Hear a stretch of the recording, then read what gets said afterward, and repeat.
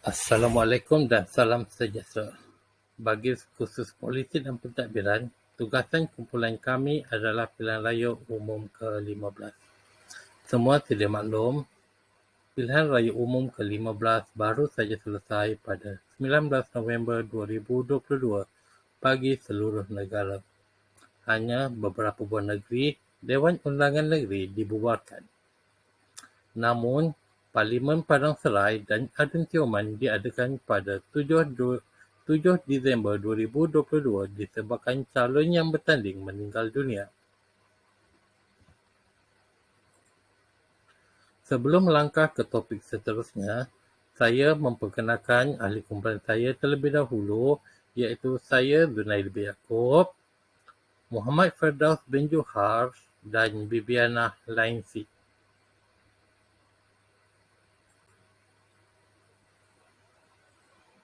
Agenda bagi pembentangan tajuk ini adalah mengenai pengenalan pasca sebelum PRU, gabungan parti utama yang bertanding selepas PRU ke-15 dan kesimpulan. Pengenalan. Setiap negara mempunyai sistem pentadbiran tersendiri. Sebagai contoh, Arab Saudi mengamalkan sistem monarki. Monarki membawa maksud kerajaan di bawah pemerintahan seorang raja. Sistem-sistem pemerintahan di bawah seorang raja, manakala negara kita mengamalkan sistem raja berperlembagaan dan demokrasi berparlimen, yang di-Pertuan Agong sebagai ketua negara, manakala Perdana Menteri merupakan ketua kerajaan. Semua sedia maklum, Perdana Menteri ke-10 adalah Datuk Seri Anwar Ibrahim dan diangkat sebagai Perdana Menteri pada 24 November 2022 di Istana Negara. Rani A.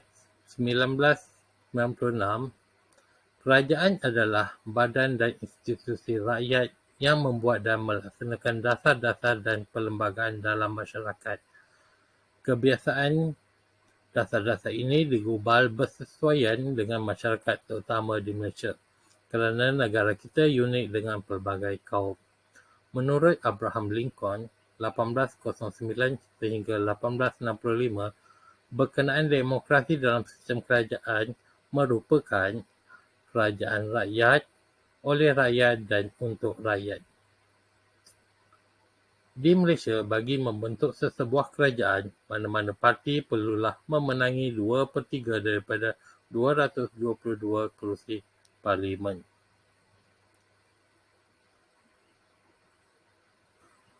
Kerajaan juga merupakan badan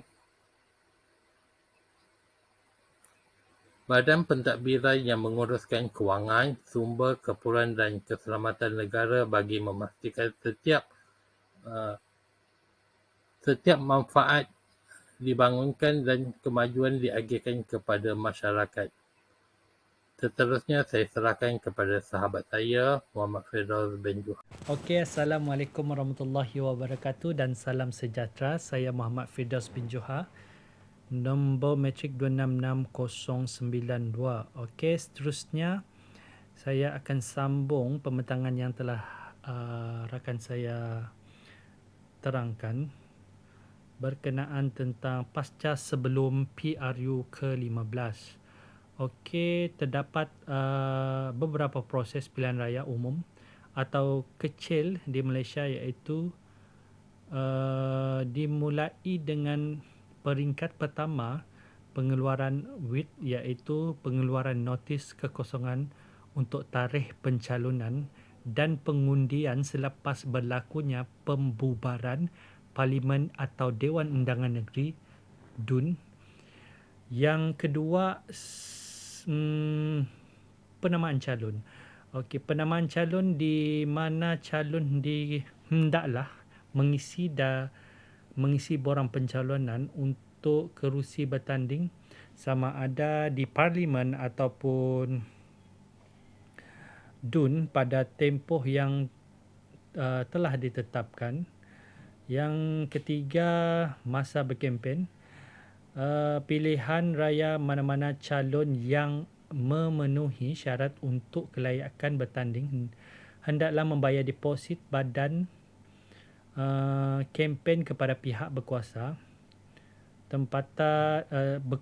tempatan bertujuan untuk tujuan berkempen, pemasangan kain rentang dan poster selain kebenaran mendapatkan kelulusan permit dari pihak berkuasa. Okey, seterusnya adalah yang keempat, iaitu masa membuang undi. Pengundian hari membuang undi oleh rakyat. Seterusnya adalah yang kelima, hari penjumlahan undi ataupun hari mengira kertas undi. Yang keenam, pengumuman keputusan pilihan raya, pengumuman calon yang berjaya memenangi kerusi di parlimen. Okey, seterusnya adalah gabungan parti utama yang bertanding.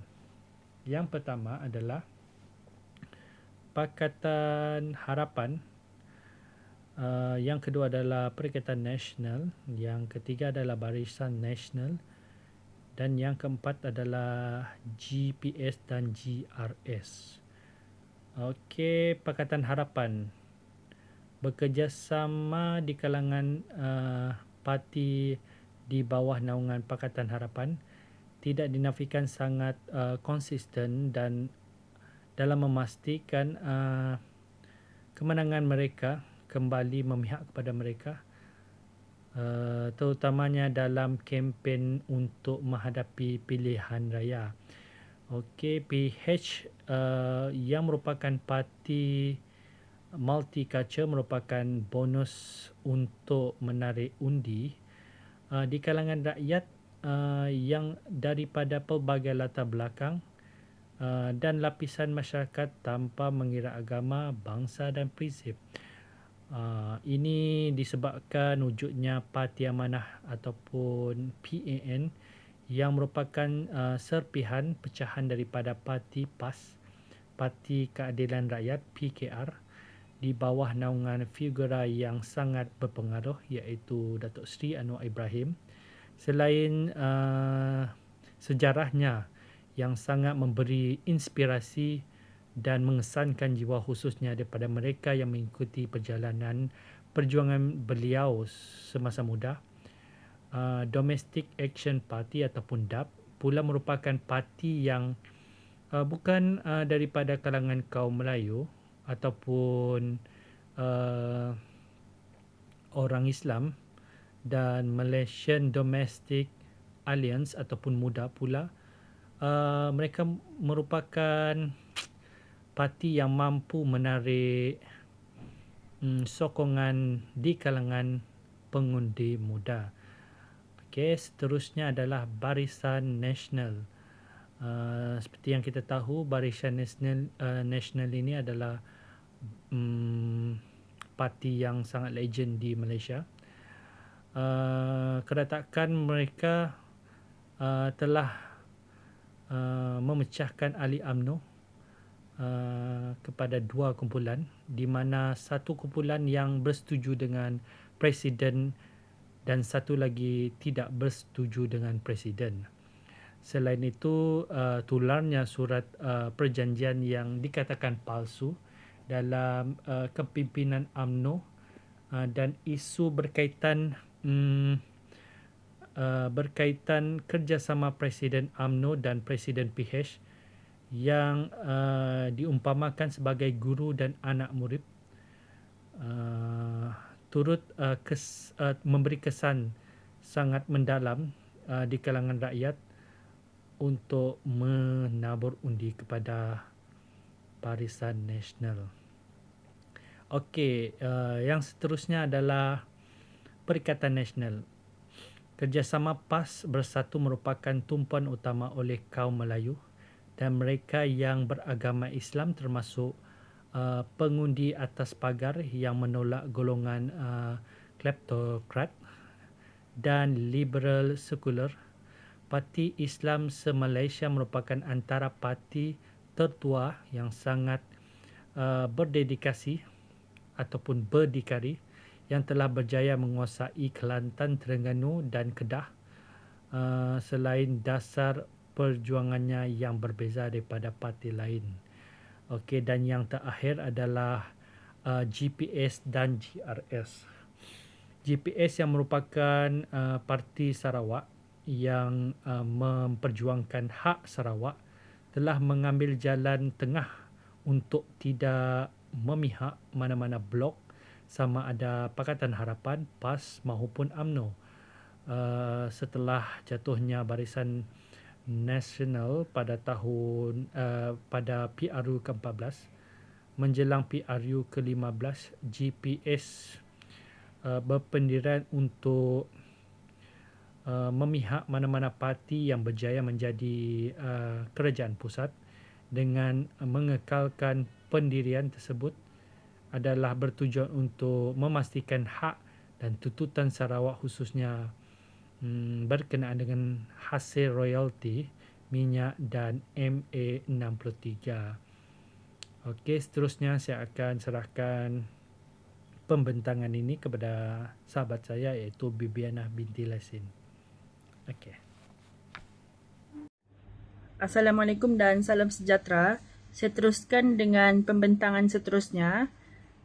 Selepas PRU 15, pembentukan kerajaan pada 20 November 2022, Suruhanjaya Pilihan Rakyat mengumumkan keputusan rasmi PRU 15 di mana tiada satu pun parti gabungan yang mendapat majoriti mudah untuk menjadi kerajaan. Datuk Seri Anwar Ibrahim telah mendakwa bahawa dirinya telah mendapat sokongan majoriti mudah selepas mendapat persetujuan dan kesefahaman daripada pelbagai pihak untuk membentuk kerajaan persekutuan. Seterusnya, selepas PRU 15 juga, Datuk Seri Anwar Ibrahim telah mendakwa bahawa dirinya telah mendapat sokongan majoriti mudah selepas mendapat persetujuan dan kesefahaman daripada pelbagai pihak untuk membentuk kerajaan persekutuan. Poin yang kedua, 21 November 2022, Tan Sri Muhyiddin Yassin yang mewakili Perikatan Nasional telah menghantar akuan bersumpah dalam kurungan SD dan mendakwa telah mendapat sokongan majoriti lebih daripada 112 ahli parlimen.